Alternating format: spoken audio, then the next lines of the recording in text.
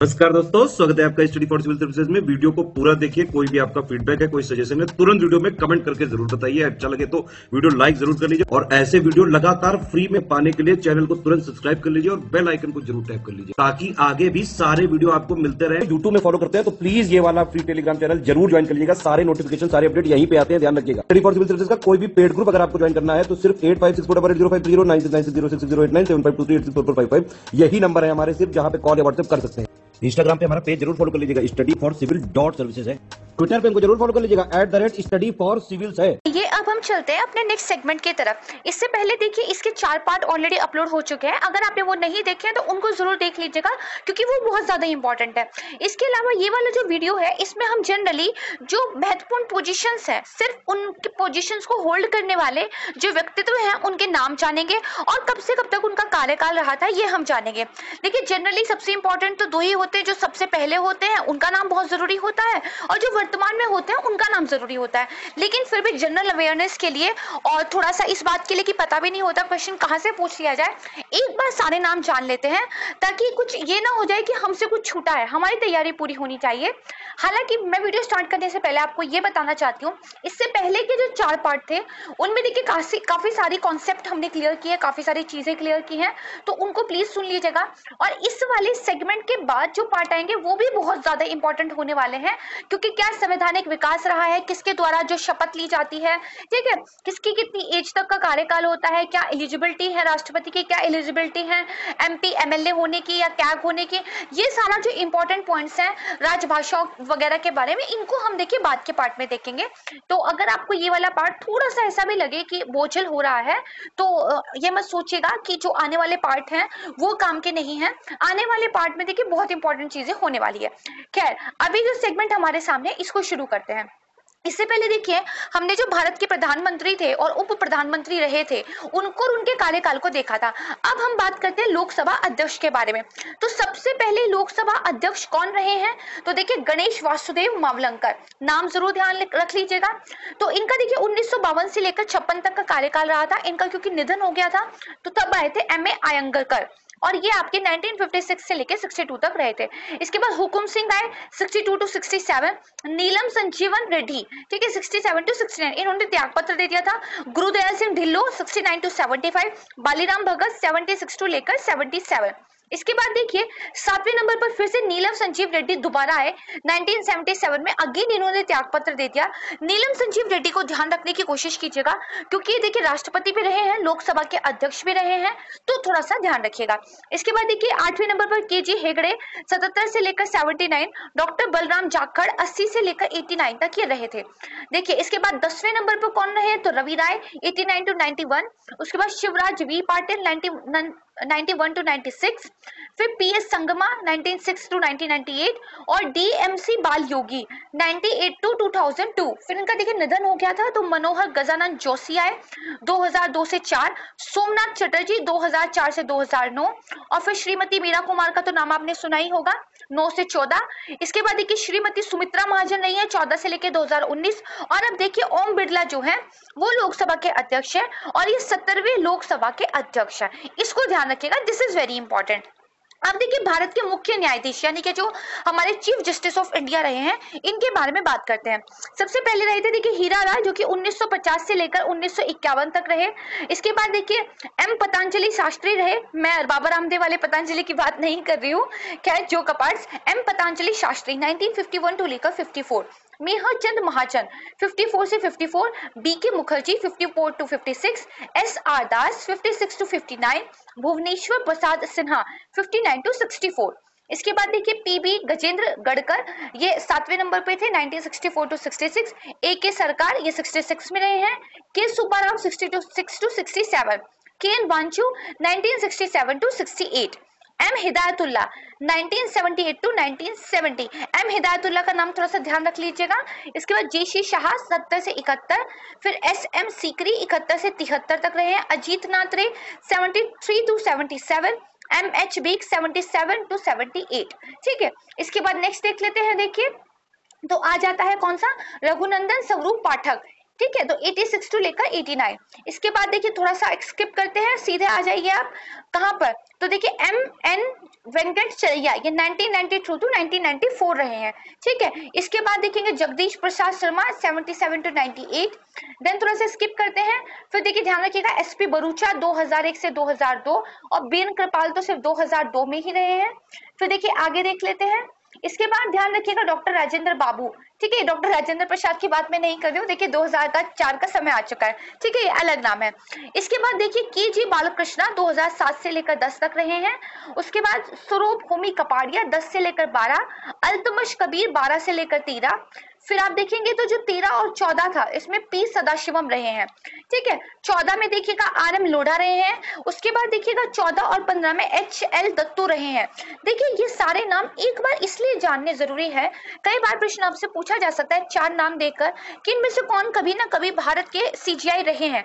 तो अगर आपने नाम एक बार सुने हैं, इनको रिवाइज किया है, तो आप उसका आंसर कर सकते हैं कि कौन सा वो नाम ऐसा है जो CGI के रूप में आपने नहीं पढ़ा था, तो वो आपका जो है उत्तर देखिए निकल सकता है। इसके बाद इंपॉर्टेंट हो जाते हैं TS ठाकुर 2015 से 17, फिर JS खट्टर 2017 से 17, दीपक मिश्रा 17 से 18, रंजन गोगोई तो 2018 से 19, और अब देखिए कौन है, तो शरद अरविंद बोबड़े हैं, और ये 47वें CGI हैं भारत के, 2019 से 23 तक ये रहेंगे। ठीक है, ये आपने देखिए जान लिया।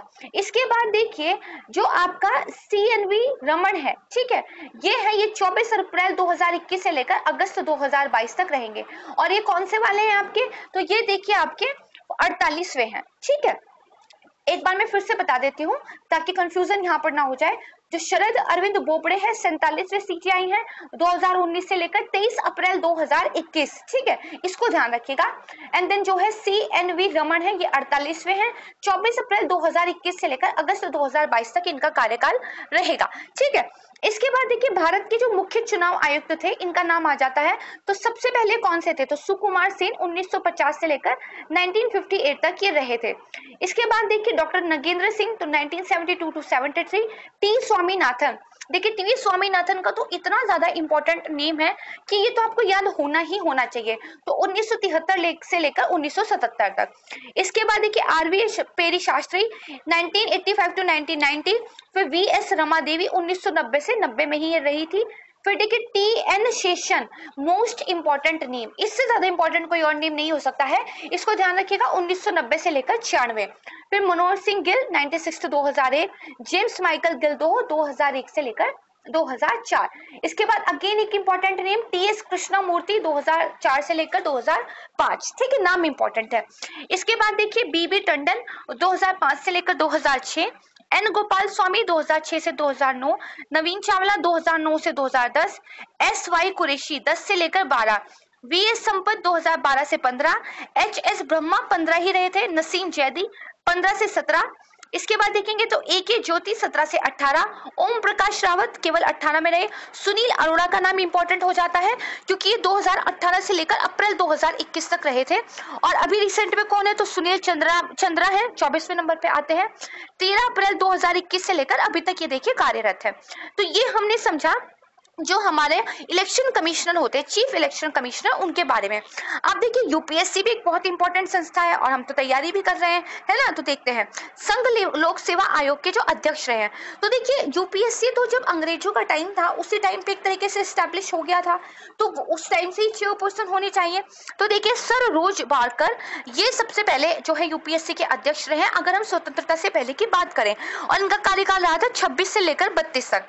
ठीक है, इसके बाद देखिए सारे अंग्रेजी रहे थे। एक नाम याद रखिएगा जो जस्ट हमारी इंडिपेंडेंस से पहले था, FW रॉबर्टसन 1942 से 47। अब देखिए भारत आजाद हो गया है, तो अब कौन सा नाम इंपॉर्टेंट हो जाएगा, HK कृपलानी 1947 से लेकर 49। ठीक है, इसके बाद देखिए BN झा 1961 से लेकर 67। इसके बाद 10वें नंबर पे आ जाइए KR दामले 1967 से 71। ठीक है, देन आपका अगेन इंपॉर्टेंट हो जाता है JB गुप्ता 1990 से लेकर 92 तक। ठीक है, इसके बाद देखिए श्रीमती RM बेच्चू रही हैं 1992 से लेकर 1996 तक। ठीक है, नेक्स्ट आ जाइए तो जो आपके लेफ्टिनेंट जनरल थे, ठीक है, सुरेंद्र नाथ, वो रहे 1998 से लेकर 2002 तक। पीसी होता 2002-2003, माता प्रसाद 3 से लेकर 5 तक, SR हाशिम 5 से 6, गुरबचन जगत 6 से 7। इसके बाद देखिए सुबीर दत्ता 7 से 8, DP अग्रवाल, ये नाम किसको नहीं पता होगा, तो 2008 से लेकर 14। फिर श्रीमती रजनी राजदान 2014 में ये रही हैं। देन इसके बाद आते हैं दीपक गुप्ता 2014 से 16, अलका सिरोही 2016 से 17। फिर देखिए डेविड सिया मिल्ही 2017 से 18। देन तीसरे नंबर पे आते हैं विनय मित्तल, 18 में ये रहे हैं। अरविंद सक्सेना, ये 2018 से लेकर देखिए 2020 तक रहे हैं। इसके बाद प्रदीप कुमार जोशी, जो कि 32वें चेयरपर्सन थे यूपीएससी के, ये 20 से लेकर 22 तक रहे हैं। और देखिए 33वें हैं मनोज सोनी, ठीक है, ये रिसेंट नाम अपडेट हुआ है।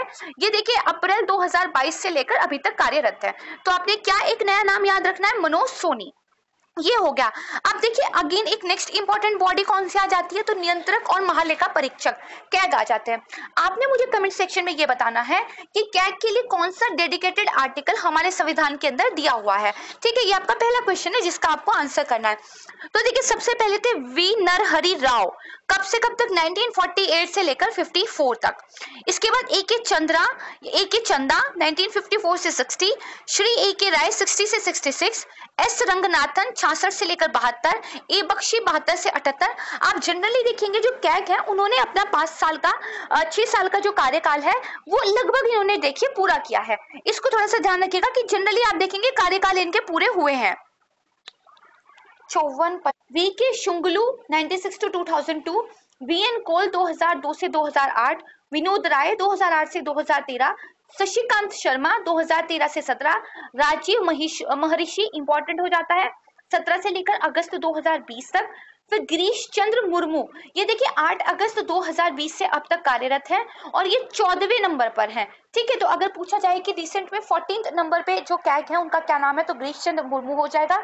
या फिर पूछा जा सकता है कि फिलहाल जो गिरीश चंद्र मुर्मू है वो कौन से क्रमानुसार जो है कैग है, तो 14वां हो जाएगा। इसके बाद नेक्स्ट इंपॉर्टेंट क्या आ जाता है, तो भारत के महान्यायवादी।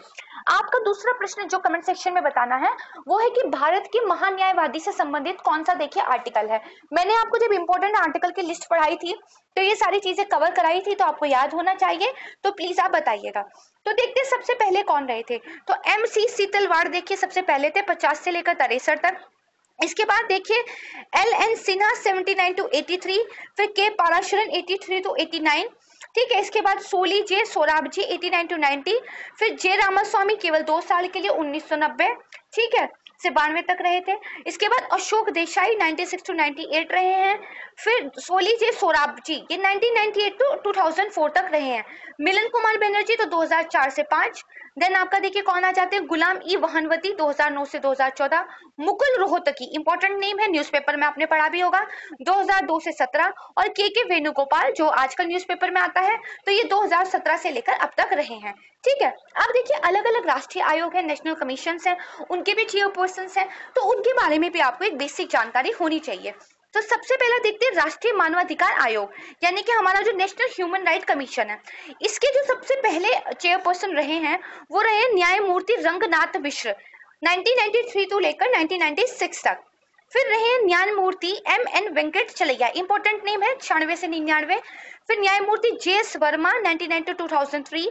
फिर AS आनंद, देखिए सबके नाम के सामने न्यायमूर्ति लगा रहेगा क्योंकि कंडीशन ही है ह्यूमन राइट जो कमीशन है उसका चेयरपर्सन बनने की। तो 2003 से लेकर 2006 तक रहे AS आनंद। फिर न्यायमूर्ति शिवराज V पाटिल, ये 2006 से लेकर 7 तक एक कार्यकारी दरअसल रहे थे। फिर न्यायमूर्ति S राजेंद्र बाबू तो 2007 से 9। न्यायमूर्ति गोविंद प्रसाद माथुर तो 2009 से लेकर 10 तक, ठीक है। इसके बाद देखिए न्यायमूर्ति KG बालाकृष्णा तो 10 से 15। न्यायमूर्ति C जोसेफ तो 15 से 16। न्यायमूर्ति HL दत्त 16 से 20, इंपॉर्टेंट नेम है। और अरुण कुमार मिश्रा 2 जून 2021 से लेकर अब तक जो है ये कार्यरत है। अब इसके बाद अगला हम देखते हैं जो राष्ट्रीय पिछड़ा वर्ग आयोग है। थर्ड क्वेश्चन आपका ये है कि जो राष्ट्रीय पिछड़ा वर्ग आयोग है उसके लिए कॉन्स्टिट्यूशन में कौन सा जो है आर्टिकल है ये आपको बताना है। आइए सबसे पहले राष्ट्रीय पिछड़े वर्ग आयोग के चेयरपर्सन को देखते हैं। न्यायमूर्ति RN प्रसाद 1993 से लेकर 1996 तक। दूसरे नंबर पर आ जाएंगे न्यायमूर्ति श्याम सुंदर 1997 से लेकर 2000, न्यायमूर्ति BL यादव 2000 से 2002, न्यायमूर्ति राम सूरत सिंह 2000 से लेकर 2005, न्यायमूर्ति S रत्नावेल पांडियन 2006 से 9, न्यायमूर्ति MN राव 10 से लेकर 13। फिर देखिए न्यायमूर्ति V ईश्वरिया इंपॉर्टेंट हो जाते हैं, 13 से 16 तक रहे थे। इसके बाद देखिए डॉक्टर भगवान लाल साहनी, ये 16 से लेके अब तक है। मैंने देखिए वेबसाइट पे भी क्रॉस चेक किया था और वेबसाइट पर भी अभी डॉक्टर भगवान लाल साहनी का ही नाम दिखा रहा है, तो इसका मतलब यही देखिए अभी है। हालांकि इनका कार्यकाल 22 में पूरा होना था, बट अभी तक कोई अपडेट ऐसी नहीं आई है। अगर कुछ अपडेट होती है तो आप उसको देखिए नोट डाउन कर लीजिएगा। अब बात करते हैं राष्ट्रीय महिला आयोग की। तो देखिए सबसे पहली रही है जयंती पटनायक 1992 से लेकर 1995 तक। इसके बाद इंपॉर्टेंट जो हो जाती है तो ये देखिए लास्ट वाली हो जाती है। पहले तो याद रखना है आपने ललिता कुमार मंगलम 2014 से 17, और जो रेखा शर्मा है 9वें नंबर पे, वो 18 से काम कर रही है अभी तक।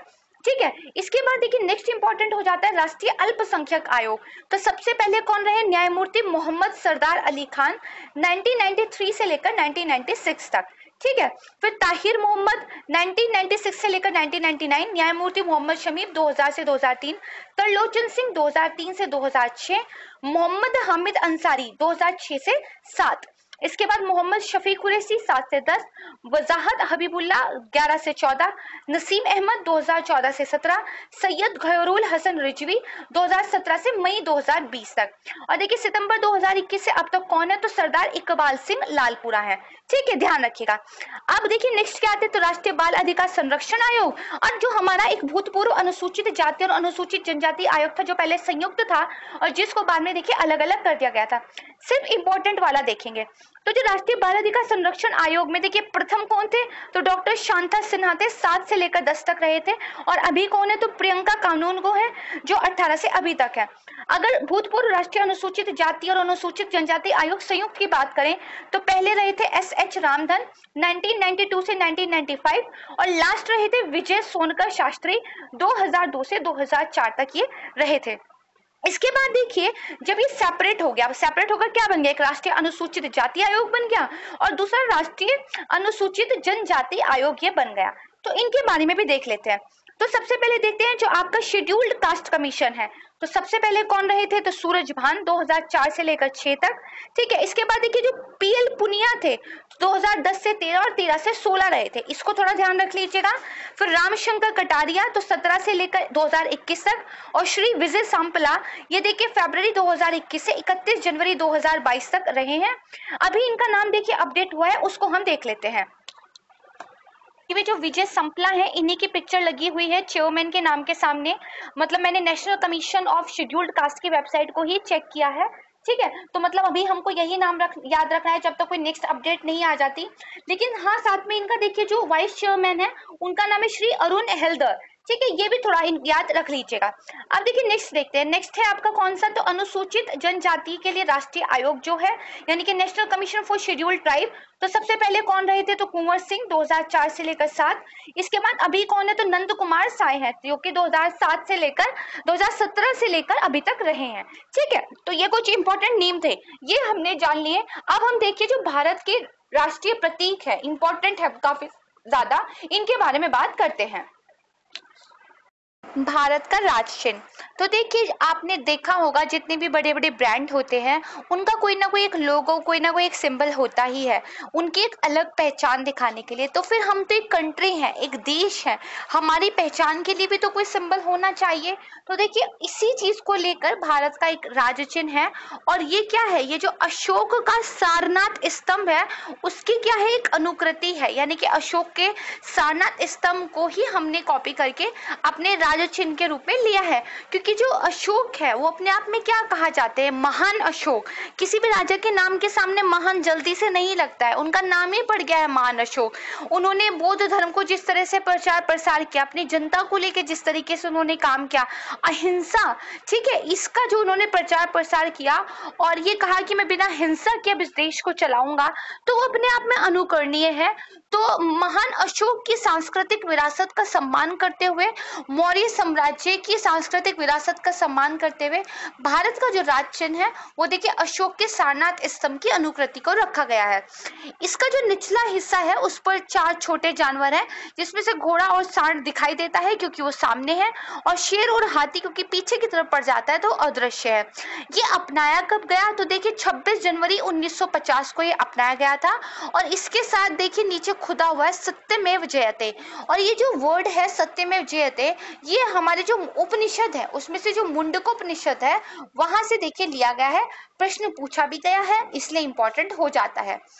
दूसरा देखिए राष्ट्रीय गान, तो राष्ट्रीय गान है हमारा जन गण मन, जिसको पहली बार 27 दिसंबर 1911 में जो भारतीय राष्ट्रीय कांग्रेस का कलकत्ता अधिवेशन था वहां गाया गया था।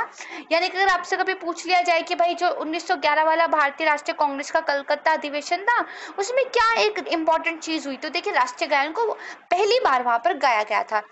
अपनाया कब गया, तो 24 जनवरी 1950 को ही इसे अपनाया गया। इसका जो अंग्रेजी प्रतिपादन है वो टैगोर के द्वारा किया गया है। खुद इसकी रचना भी देखिए रविंद्रनाथ टैगोर ने बंगाली में की थी, और जो राष्ट्रीय गान है इसी का क्या है हिंदी संस्करण है, यानी कि बंगाली में इसको ओरिजिनली लिखा गया था और हम जो अभी अपनाया है हमने वो इसका हिंदी वर्जन है। देखिए जो पूरा गीत है ये सॉन्ग है, इसमें है तो टोटल 5 पद, लेकिन हमने केवल पहले पद को ही राष्ट्रीय गान के पूर्ण संस्करण के रूप में अपनाया है। पूर्ण संस्करण की अवधि कितनी होती है, तो देखिए 52 सेकंड की अवधि होती है, इतने सेकंड में राष्ट्रगान आपका जो है समाप्त होना चाहिए। अब राष्ट्रगान की बात हो गई तो राष्ट्रीय गीत देख लेते हैं। तो ये देखिए वंदे मातरम, इसकी रचना की थी बंकिम चंद्र चटर्जी ने। दरअसल उन्होंने एक बहुत फेमस बुक लिखी थी आनंद मठ, यूपीएससी ने क्वेश्चन भी पूछा है इस पे। तो इस आनंद मठ बुक के अंदर ही वंदे मातरम नाम का गीत उन्होंने लिखा था। इसको पहली बार देखिए भारतीय राष्ट्रीय कांग्रेस के 1986 के सत्र में गाया गया था, यानी कि जनगण मन से भी पुराना है ये। और इसका जो अंग्रेजी प्रतिपादन था वो श्री अरबिंदो द्वारा किया गया है। देखिए जनगण तो लिखा बंगाली में रविंद्रनाथ जी ने और इंग्लिश में ट्रांसलेट भी उन्होंने ही किया, लेकिन यहाँ पे लिखा देखिए बंकिम चंद्र चटर्जी ने, लेकिन इसका इंग्लिश ट्रांसलेशन अरबिंदो के द्वारा किया गया था। अब देखिए हमारा एक राष्ट्रीय कैलेंडर होता है, ठीक है, ये अलग बात है कि हम वेस्टर्न कैलेंडर को अपनी प्रैक्टिकल लाइफ में फॉलो करते हैं, बट अगर ऑफिशियली बात की जाए तो जो राष्ट्रीय कैलेंडर है वो शक संवत पर देखिए आधारित है। इसको 22 मार्च 1957 को अपनाया गया था। चैत्र जो है इस कैलेंडर का पहला महीना है, और ये जनरली जो पहला चैत्र होता है ये 22 मार्च को पड़ता है, और अगर लीप वर्ष है तो ये 21 मार्च को पड़ता है, ठीक है। और जो राष्ट्रीय कैलेंडर है उसमें भी इसी तरह 365-366 दिन जो है होते हैं। इसके बाद देखिए राष्ट्रीय ध्वज की बात आ जाती है। हमारा जो नेशनल फ्लैग है, हमारी गरिमा, हमारा सम्मान, हमारा प्राइड जो है, तो देखिए इसका जो डिजाइन था उसको तो 22 जुलाई 1947 को ही अपना लिया गया था। इसकी लंबाई चौड़ाई का अनुपात है 3:2, और ध्वज के मध्य में जो एक चक्र बना है वो दरअसल सारनाथ में अशोक का जो सी स्तंभ है उस पर जो चक्र बना है वहां से लिया गया है। टोटल कितनी, तो देखिए 24 इस पर तीलियां है। राष्ट्रीय ध्वज का प्रदर्शन ध्वज संहिता 2002 के द्वारा इसको रेगुलेट किया जाता है, जो 26 जनवरी 2002 को लागू हुआ था। देखिए जो ध्वज संहिता है 2002, इसके प्रावधान ये कहते हैं, और साथ में जो प्रतीक और नाम अनुचित प्रयोग निवारण अधिनियम 1950 है, और जो राष्ट्रीय गौरव अपमान निवारण अधिनियम 1971 है, और इस विषय में बना अगर कोई अन्य कानून है, इन सब ने अगर कोई छूट दी है तो वो तो ठीक है, अदरवाइज इसको छोड़ के जो आम जनता है, निजी संगठन है, शैक्षिक संस्थान है, उनके द्वारा राष्ट्रीय ध्वज के प्रदर्शन पर कोई प्रतिबंध नहीं होगा। यानी कि आप अपने नेशनल फ्लैग को 26 जनवरी में स्कूल पर भी फहरा सकते हो, ठीक है, एजुकेशनल इंस्टीट्यूट इसका यूज कर सकते हैं, यहाँ तक कि आपको अपने घर पे भी लगाने की फ्रीडम है ना। तो एक्ट के द्वारा देखिए इसको रेगुलेट किया जाता है। इसके अलावा एक कोड है, उस कोड में जिस तरीके से बताया गया है, जिस तरीके से दिशा निर्देश दिए गए हैं, उसी के अकॉर्डिंग देखिए फॉलो करना चाहिए। अब बात आती है राष्ट्रीय प्रतीक की, कुछ सिंबल्स की। तो राष्ट्रीय पक्षी कौन है, तो मोर है, इसका जो साइंटिफिक नेम है पावो क्रिस्टेटस है।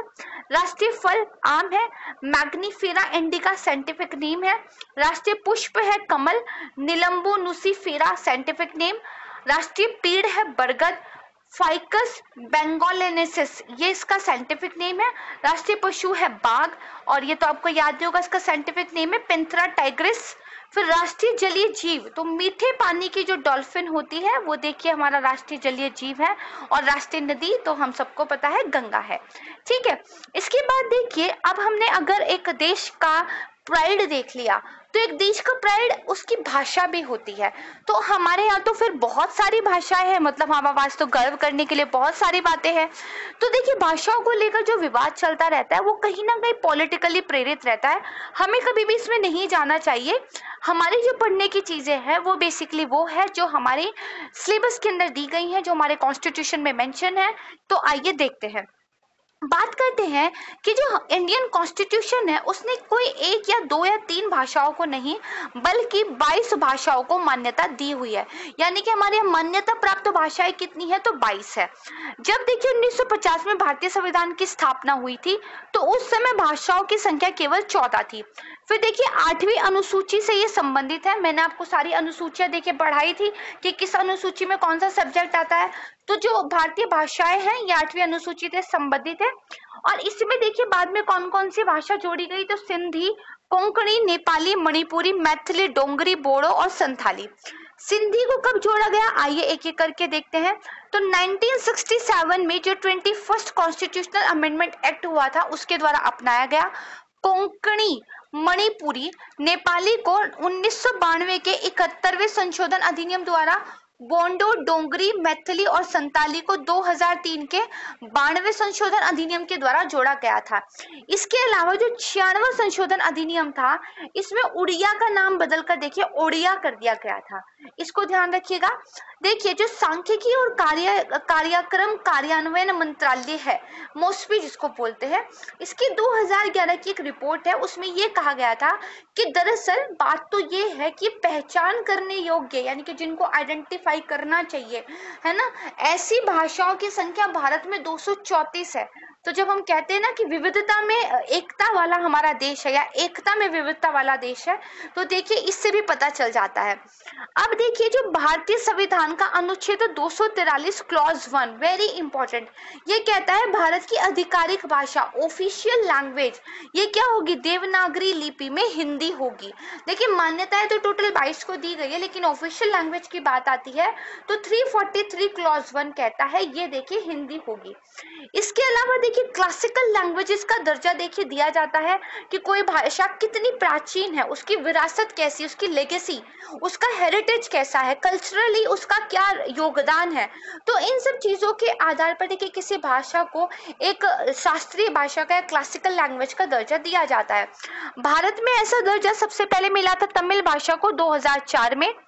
इसके अलावा अन्य भाषाएं कौन सी है, संस्कृत को 2005, कन्नड़ 2008, मलयालम 2013 और तेलुगु को 2008 में, रिसेंटली उड़िया को 2014 में क्लासिकल लैंग्वेजेस का देखिए दर्जा मिला है। इसके बाद देखिए बात करते हैं, क्योंकि जम्मू कश्मीर को लेके चेंजेस हुए थे, तो जो डोंगरी है, हिंदी, अंग्रेजी और उर्दू, इसके साथ साथ कश्मीरी को अब जम्मू कश्मीर की आधिकारिक भाषा बनाने के लिए 2020 में भारत की संसद ने एक विधेयक पारित किया था। अगर नागालैंड की ऑफिशियल लैंग्वेज के बारे में बात करें तो वो देखिए अंग्रेजी है। गोवा की जो राजभाषा है वो देखिए कोंकणी है। ये कुछ अलग से फैक्ट आपको इसलिए बताए जा रहे हैं क्योंकि इनसे देखिए प्रश्न पूछे जाते रहे हैं। इसके अलावा देखिए भारत का संविधान ये कहता है कि सुप्रीम कोर्ट और हाई कोर्ट की राजभाषा अंग्रेजी है, यानी कि सुप्रीम कोर्ट हाई कोर्ट में जो भी कार्यवाही होगी, जो भी सारा डिसीजंस वगैरह देना होगा, इसकी भाषा क्या है, इंग्लिश है। हालांकि हाई कोर्ट में कुछ रूल्स चेंज हुए हैं, खासकर नॉर्थ पट्टी के जो हाई कोर्ट्स है उन्होंने हिंदी में भी अब कामकाज को देखिए सुलभ बनाया है, ठीक है। लेकिन कॉन्स्टिट्यूशन ने क्या कहा है, तो कॉन्स्टिट्यूशन ने अंग्रेजी कहा है। अगर लक्षद्वीप की बात करें तो प्रमुख भाषाएं देखिए कौन सी है, जेसरी जो कि एक द्वीप भाषा है और दूसरी है महल। देखिए पुदुचेरी में बोली जाने वाली जो विदेशी भाषा है वो है देखिए फ्रेंच, ठीक है। फिर जो पूर्व की इतावली कही जाती है वो है तेलुगु, इसको बोलते हैं पूर्व की इतावली, कई बार पूछा जा सकता है। फिर देखिए दो राज्य जो संस्कृत अपनी आधिकारिक भाषा मानते हैं कौन कौन से हैं, तो उत्तराखंड और हिमाचल प्रदेश है। अगर अंडमान निकोबार द्वीप समूह की बात करें तो प्रमुख भाषाएं हैं हिंदी, निकोबारी, बंगाली भी देखिए वहां की लैंग्वेज है, तमिल, मलयालम और तेलुगु। देखिए जो अंग्रेजी है वो मान्यता प्राप्त भाषाओं की सूची में नहीं है, 22 लैंग्वेजेस जो होती है उसमें नहीं आती है। उसके बाद देखिए अक्टूबर 1953 में मद्रास राज्य से तेलुगु भाषा वाले क्षेत्रों को अलग करके जो आंध्र प्रदेश है वो पहला भाषाई राज्य देखिए बना था, और इसके लिए बेसिकली मजबूर कर दिया गया था सरकार को एक तरीके से, क्योंकि बहुत लंबा आंदोलन चला था और जो पोट्टी श्रीरामुलु थे उन्होंने भूख हड़ताल की थी, 56 दिनों तक उनकी भूख हड़ताल चली थी और आप कह सकते हैं इसकी वजह से इनकी मृत्यु भी हो गई थी। और फाइनली तेलुगु भाषाई जो लोग थे उनको अलग करके, एरिया को अलग करके आंध्र प्रदेश नामक जो है राज्य बनाना पड़ गया था। ठीक है, तो ये तो हुई हमारी लैंग्वेजेस के बारे में एक इम्पोर्टेंट जानकारी। अब देखिए भाषाओं को बढ़ावा देने के लिए कुछ इम्पोर्टेंट संस्थान है, उनको भी देख लेते हैं। तो भारतीय भाषा संस्थान कहाँ पर है? मैसूर कर्नाटक में। महात्मा गांधी अंतर्राष्ट्रीय हिंदी विश्वविद्यालय ये वर्धा महाराष्ट्र में है। अंग्रेजी और विदेशी भाषा विश्वविद्यालय हैदराबाद आंध्र प्रदेश में है। राष्ट्रीय संस्कृत संस्थान नई दिल्ली में है। श्री लाल बहादुर शास्त्री राष्ट्रीय संस्कृत विद्यापीठ नई दिल्ली में है। राष्ट्रीय संस्कृत विद्यापीठ तिरुपति। मौलाना आजाद राष्ट्रीय उर्दू विश्वविद्यालय हैदराबाद। केंद्रीय शास्त्रीय तमिल संस्थान चेन्नई। राष्ट्रीय तेलुगु में अध्ययन करने के लिए उत्कृष्टता केंद्र ये है नेल्लोर में। और केंद्रीय हिंदी संस्थान, ठीक है, ये कहाँ पर है? तो देखिए आगरा में है। ठीक है, ध्यान रखिएगा, यूपी में। ये बात तो हुई। अब देखिए भाषाओं के बारे में थोड़ी सी और जानकारी लेते हैं। जो मैंने आपको बताया कि जो आपका आर्टिकल 343 क्लॉज 1 है उसने क्या कहा है कि संघ की आधिकारिक भाषा देवनागरी लिपि में हिंदी होगी। और देखिए आधिकारिक उद्देश्यों के लिए जो आप नंबर यूज करेंगे वो अंतरराष्ट्रीय रूप के होंगे। जैसे जो 1 है वो हम देखिए ऐसे नहीं लिखते हैं बल्कि ऐसे लिखते हैं, तो ये क्या है? ये इंटरनेशनल सिस्टम है नंबर का। तो लिपि हमारी देवनागरी है बट नंबर के लिए हम इंटरनेशनल सिस्टम को यूज करते हैं। जो भारतीय पासपोर्ट है उस पर केवल हिंदी का और अंग्रेजी का ही उल्लेख है। ठीक है, अगर संसद के कार्य की बात करें तो ये हिंदी में भी किया जा सकता है, अंग्रेजी में भी किया जा सकता है। इसके अलावा जो संसदीय कार्रवाई है, पार्लियामेंट्री जो भी काम होते हैं, न्यायपालिका, केंद्र सरकार और राज्य के बीच में कोई कम्युनिकेशन होता है तो ऑफिशियल यूज में देखिए अंग्रेजी का उपयोग किया जा सकता है, इस बात की अनुमति दी गई है। इसके बाद देखिए जो देवनागरी लिपि में हिंदी भाषा है उसको ऑफिशियल लैंग्वेज कब जो है घोषित किया गया? तो 1950 में देखिए जो संघ राज्य भाषा अधिनियम 1963 था उसके द्वारा देवनागरी लिपि को आधिकारिक भाषा देखिए घोषित किया गया। और 1965 के बाद भी संविधान ने क्या कहा कि भाई 1965 तक आप जो है यूज कर सकते हो इंग्लिश 15 सालों के लिए, उसके बाद आपको हिंदी पे स्विच करना पड़ेगा। लेकिन अगर संसद को कुछ अलग लगे तो कानून तो बना ही सकती है। तो जो संघ राज्य भाषा अधिनियम 1963 है उसने ये कहा कि भाई देखिए आधिकारिक उद्देश्यों के लिए अंग्रेजी का भी कॉन्टिन्यूस उपयोग जो है होता रहेगा। ठीक है, इसके बाद देखिए मैंने आपको बताया मूल रूप से संविधान में 14 भाषाएं थी। कौन कौन सी थी? असमिया, बंगाली, गुजराती, हिंदी, कन्नड़, कश्मीरी, मलयालम, मराठी, उड़िया, पंजाबी, संस्कृति, तमिल और उर्दू। ठीक है, सिंधी को कब जोड़ा गया, बाकी अलग अलग क्या चेंजेस हुए ये मैं आपको ऑलरेडी पढ़ा चुकी हूँ। ठीक है, अब देखिए जो राज्य है उनको इन 12 अनुसूचित भाषाओं में से अपनी आधिकारिक भाषा चुनने का अधिकार है कि इन 12 में से वो कोई भी जो है भाषा को चुन सकते हैं। ठीक है, आइए यहाँ पर अपनी थोड़ी सी कॉन्सेप्ट क्लियर करते हैं। देखिए जो संविधान था उसने राज्यों के लिए उनकी जो ऑफिशियल लैंग्वेजेस थी ये मेंशन नहीं की, बल्कि उसने राज्यों को ये अधिकार दिया कि भाई आपके यहाँ जो भाषा यूज होती है उनमें से जिस मर्जी को चाहे आप 1 को 2 को ज्यादा को अपनी ऑफिशियल लैंग्वेज के रूप में जो है डिक्लेयर कर सकते हैं। और इसके साथ ही ये बात क्लियर कर दी गई कि जो ऑफिशियल लैंग्वेजेस हैं 8वीं अनुसूची में आपको बाध्यता नहीं है कि आप केवल इसी से चुने, आप जो है अपनी मर्जी से कुछ भी चुन सकते हैं। यानी कि ऐसा नहीं है कि पहले बस 14 थी तो उसी में से चुनेंगे, बाद में 22 हुई तो बस उसी में से, नहीं। आपके राज्य में जो भी भाषा ठीक ठाक तरीके से बोली जाती है उसको आप अपनी ऑफिशियल लैंग्वेज चुन सकते हो। पहली बात तो ये। दूसरी चीज आपने ये ध्यान रखनी है, साथ ही कॉन्स्टिट्यूशन ने ये कहा कि जब तक देखिए राज्य ऐसा नहीं करते हैं, कैसा, अपनी आधिकारिक भाषा को नहीं चुनते हैं, तब तक इंग्लिश जो है एक ऑफिशियल लैंग्वेज के रूप में जो है वहां पर काम करेगी। तीसरा देखिए कॉन्स्टिट्यूशन में ये कहा गया, जब नॉन हिंदी राज्यों के बीच में कम्युनिकेशन होगा, ठीक है, तो उनके बीच जो कम्युनिकेशन होगा वो इंग्लिश में होना चाहिए। या फिर मान लीजिए एक हिंदी राज्य है और दूसरा क्या है, नॉन हिंदी राज्य है, तो कम्युनिकेशन जो होगा, मान लीजिए अगर आप हिंदी लैंग्वेज में भी कर रहे हो तो उसके साथ इंग्लिश ट्रांसलेशन उसका जरूर होना चाहिए। देखिए शुरुआत में इंग्लिश के लिए 15 साल की व्यवस्था की गई थी, लेकिन फिर इसको जो है लगातार आगे बढ़ाते चले गए हैं हम लोग। हालांकि काफी एफर्ट हो रहे हैं हिंदी को पूरे लेवल पर लाने के लिए, बट स्टिल इंग्लिश एक ग्लोबल लैंग्वेज है, उसको रिप्लेस करना इतना भी आसान नहीं है जब तक कि आप हिंदी को थोड़ा आसान नहीं बना देते हैं, क्योंकि कई बार हिंदी की शब्दावली बहुत कठिन हो जाती है, बड़ी क्लिष्ट वो लगती है, जैसे क्लिष्ट वर्ड अपने आप में बहुत मुश्किल है। तो देखिए बहुत ज्यादा काम करने की जरूरत है हमें हिंदी भाषा को डेवलप करने पर, और अन्य भाषाओं के बहुत सारे शब्दों को हमें हिंदी के अंदर समाहित करने की जरूरत है, ताकि चीजें आसान हो, समझ में आए, तब हम हिंदी को देखिए बड़े लेवल पर कह सकते हैं कि अपना सकते हैं। लेकिन इसके साथ ही हमें अन्य भाषाओं का इक्वली सम्मान करने की आवश्यकता है। तो यहीं पर जो हमारी नेशनल एजुकेशन पॉलिसी है जिसने त्रिभाषा फॉर्मूला दिया है, वो देखिए इंपॉर्टेंट हो जाता है। तो ये कुछ कॉन्सेप्ट्स थी जो हमने समझी। अब देखिए जानते हैं कि कौन सी भाषा मूल रूप से जिस राज्य में बोली जाती है उसकी बात करते हैं। तो असम में बोली जाती है असमिया, पश्चिम बंगाल में देखिए बंगाली, तेलंगाना और आंध्र प्रदेश में बोली जाती है तेलुगु। क्योंकि देखिए आंध्र प्रदेश अपने आप में पूरा जो राज्य अलग हुआ था वो तेलुगु भाषाई क्षेत्र के आधार पर हुआ था, और जब आंध्र प्रदेश का बंटवारा हुआ अगेन तेलंगाना आंध्र प्रदेश में, तो तेलुगु भाषा ही होगी दोनों की। उर्दू देखिए जनरली उत्तर भारत में बोली जाती है।